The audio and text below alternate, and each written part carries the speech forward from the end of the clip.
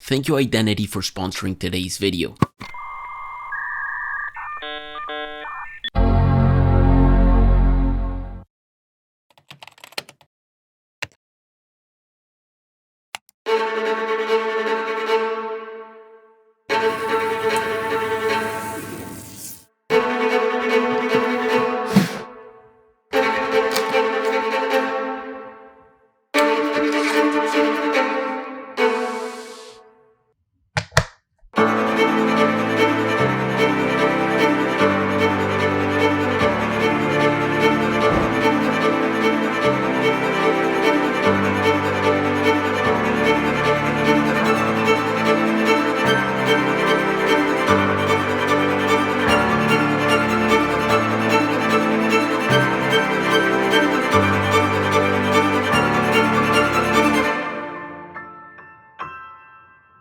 Is iMac? iMac.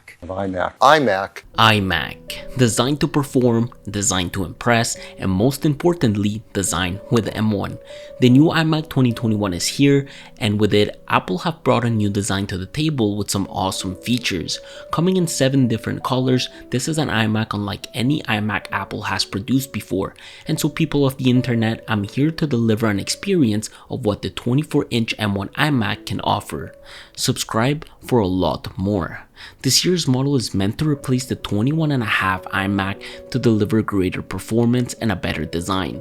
With a 4.5K Retina display delivering a total of 4480 by 2520 pixels, we are spoiled with a total of 11.3 million pixels, 400 nits of brightness, and over a billion colors, meaning that we get an awesome, brilliant, and vivid viewing experience. There has been a huge controversy regarding its white glass bezels because black bezels are said to improve the contrast of the screen, which yields better focus, but as Dave 2D said, this is a home product to make a space look good. With white bezels, it's easy to match any type of environment, and I absolutely had no issues pairing this with my gray walls. The reality is that this iMac design is just 11.5mm thin with an astonishing side profile, great tilt, light at 9.9 pounds, and a gorgeous backplate with solid materials and vibrant colors. But the biggest question here is, why the chin? Not only it's memorable and iconic, but behind it we've got the hardware, powering 4 USB-C ports with 2 dedicated Thunderbolt 3 ports, an audio jack, and surprisingly we've got an Ethernet port under 143 watt power adapter. Clever, although the lack of an SD card reader even on the side and the limited Ethernet jack at 1 gigabit Ethernet is disappointing. Not only that, but on the base model you only get 2 USB-C ports with Thunderbolt 3 and no Ethernet port. On that note, the accessories are great. We do have great attention to detail on the box, color matched braided cables including the MagSafe connector that is also color matched and anodized. But MagSafe is not so MagSafe because disconnecting it takes quite some force, leading to the fact that it drives your computer regardless.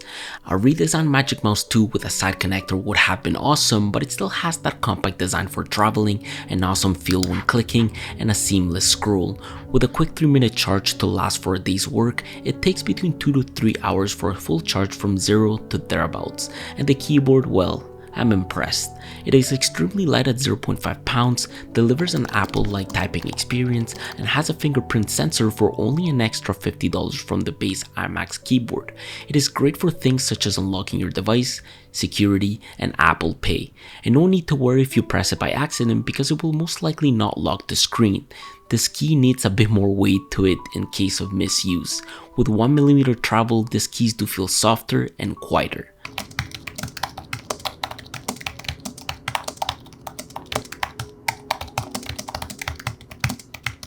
And I do hate to see the launchpad key completely gone, so Apple, please bring it back. It still has that gorgeous aluminum enclosure that is color matched to your iMac. It offers no backlighting, but still has that unlimited like battery life. Apple does offer an extended Magic Keyboard model with both Touch ID and a numeric keypad for an extra $80 instead. Elsewhere, Apple has upgraded the camera, microphones, and speakers. The new iMac includes a 1080p camera that looks extremely awesome, but it would have been even crazier to integrate center stage into it. With proclaimed studio quality mics and a 6-speaker sound system, this does deliver that ultimate audio experience. Je vais te dire ce qu'il fait. fait comme faisait son père avant lui. Il vole. C'est pas vrai. C'est un voleur, un orgueilleux. C'est faux. D'ailleurs, il se fiche bien de toi et de ta mère. Vous mentez, c'est pas vrai. I do have to say though, my biggest complaint is that if you want to VESA mount it, you need to order a total different unit, which really does suck. Now, this year's model offers the M1 cooled with only 2 fans behind the chin, running at only 10 decibels. But this is only true for the advanced models, as the base model only runs with a single fan. On full load, when exporting files from Premiere Pro, the fans were quiet and we had decent temperatures.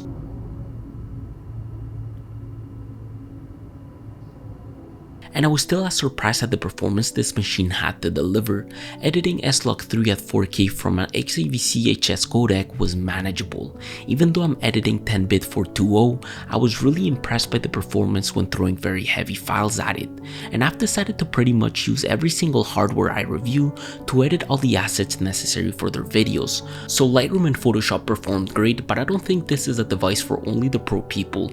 The performance the M1 delivers is great, as we've seen it with the MacBook Pro and the MacBook Air. Handling multiple Google Chrome tabs even though I'm running 8GB of RAM is perfect, and the Safari experience blows it out of the water. But if you want a more enhanced experience or your browser for free, you can change your start page to Identity.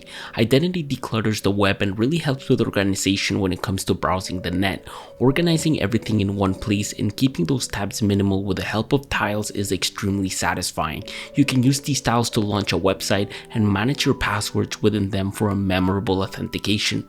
When you click a tile, the password is automatically copied to your clipboard, allowing you to use shortcuts to quickly paste it in. In addition to that, with the help of their search feature, you can look for specific tiles, categories, notes, which allow you to become more mindful and productive in one place. And to top it all off, you can easily sync your Google Calendar with Identity and have access to your upcoming activities to keep you up to date. So if you value being organized, Identity is a great personal information manager that organizes everything you do online in one place. You can use the link in the description to try Identity for free and make your browsing experience even better. But for me personally, this is a work from home productivity powerhouse. With a 1080p camera in this device, you're sure to have a well-rounded Zoom call for whenever you're working at home. And with Apple Music announcing spatial audio with Dolby Atmos, it almost makes me want to leave Spotify for good. Listening to music while you're writing an essay, making PowerPoints, or simply budgeting on Excel is great. I happen to know web development, and it's nice being able to deal with a Unix-based platform. I can install tools associated with my development easily, use VS Code to jump into any web development project, and go as far as learning iOS development with Swift by using Xcode and the Playground. And lately, I went out of my way to download a heavy third-party software to develop enterprise-grade software fast, and it ran like a charm. So yes, I've been mostly playing with it and testing the day-to-day productivity to ensure it's well worth it. I just hope you're not planning on playing video games on it such as World of Warcraft, because it won't yield the performance you are looking for. Although playing Minecraft wasn't too much of a burden, but as soon as I had Photoshop or any heavy software open with it, it lagged. Which raises the question, should you get 8 or 16GB of RAM? With the way M1 handles programs and multitasking, I'd say the average consumer will survive with 8GB, but as soon as you start doing some creative work and even iOS development, things may start crashing. On top of that, Apple offers an extra 256GB of storage for only an extra $200. Worth it? Well, it depends. I'd rather use a cloud storage solution or separate disks to keep my files accessible and avoid losing data if anything happens to my device. If anything, in my opinion, it's well worth it to spend that extra $200 on RAM, but I think we all have different case scenarios. Just don't forget that with the base model, you'll find yourself with a 7-core GPU and a single fan.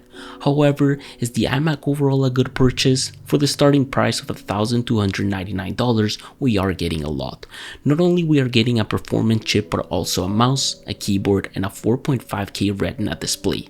So if you were to buy a Mac Mini and try to match these specs with it, it will cost you a pretty penny. Honestly, if you're coming from the iMac 27-inch, I'd say wait till the new processors come out. If not, I would consider the upgrade. Nevertheless, the machine isn't perfect. The lack of ports makes it feel incomplete for a desktop, leading to the fact that most of us will need a USB-C hub in addition.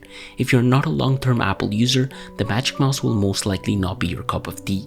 The ergonomics are weird, the charging port is awkwardly placed, and your right click becomes control click instead. Spotify behaves weird at times, but this has been an issue correlated to M1 since we haven't seen Apple's silicon upgrade. So expect the crashes, and I heavily encourage you to use the web app instead. And if you happen to hate the white bezels, well, there is a turnaround. Get a dbrand skin for it.